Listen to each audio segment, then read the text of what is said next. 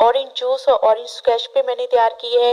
रमज़ान आने वाला है तो मैंने कहा कि क्यों ना ऑरेंज आजकल इतने सस्ते और बहुत ज़्यादा आए हुए हैं, तो इसका सीज़न ख़त्म होने से पहले आप रमज़ान की तैयारी कर लें।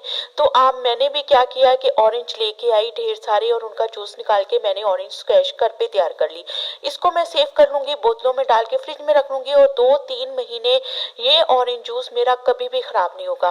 तो बहुत सिंपल और आसान रेसिपी है। बिस्मिल्लाहिर्रहमानिर्रहीम, अल्लाह ताला का पाक नाम लेके हम आज की रेसिपी शुरू करते हैं। ये तकरीबन 2 किलो मैंने ऑरेंज ले लिए थे, उनको अच्छे से छील लिया।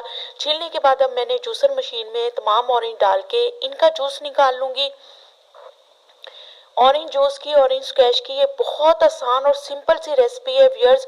और ये ऑरेंज जूस आपका 3 से 4 महीने अगर आप फ्रिज पे सही टेम्परेचर पे आप इसको रखेंगे और ये आपका ऑरेंज जूस कभी भी ख़राब नहीं होगा। लेकिन रमज़ान आने वाला है और ये जो हम स्क्वैश तैयार करते हैं अफ्तार में बहुत ज़्यादा इस्तेमाल हो जाना है और ये 1 महीने के अंदर भी ख़त्म हो जाएगा, पता भी नहीं लगेगा। तो आप अपनी फैमिली के हिसाब से जितना आपको चाहिए ऑरेंज जूस, ऑरेंज स्क्वैश घर पे तैयार करें। इसको बना के आप फ्रिज में रख दें। ये तमाम 2 किलो ऑरेंज का जूस मैंने निकाल के इसको मैंने कढ़ाई में डाल दिया है और इसके अंदर तकरीबन 1.5 किलो मैं चीनी डाल दूंगी। थोड़ी 2 किलो से थोड़ी सी कम 1.5 किलो, यानी कि 1.5 किलो मैंने इसके अंदर चीनी डाल दी है। ये आप जूस के हिसाब से आप मेजरमेंट कर लीजिएगा। ये ऑरेंज जूस कई लोग इसके अंदर ऑरेंज के छिलके भी डालते हैं, उनको बारीक करके उनके ऑरेंज के ऊपर वाला जो छिलका होता है, लेकिन मैं नहीं डाल रही क्योंकि ऑरेंज छिलका डालने से जो ऑरेंज जूस है बहुत कड़वा हो जाता है। तो अगर आप सिर्फ और सिर्फ जूस से ये रेसिपी तैयार करेंगे तो ये जूस आपका कड़वा भी नहीं होगा और ये टेस्ट में भी बहुत ही मजे का है। बस सिंपल तरीके से हमने सिर्फ चीनी और ऑरेंज जूस डाल के इसको पका लेना है। 15-20 मिनट लगे हैं मीडियम आंच पे इसको पकाते हुए। पकाना इतना है आपने कि ये बिल्कुल एक थिक सा हो जाए, यानी कि ऑरेंज का और चीनी का जो एक्स्ट्रा पानी है वो सब मिक्स हो जाए।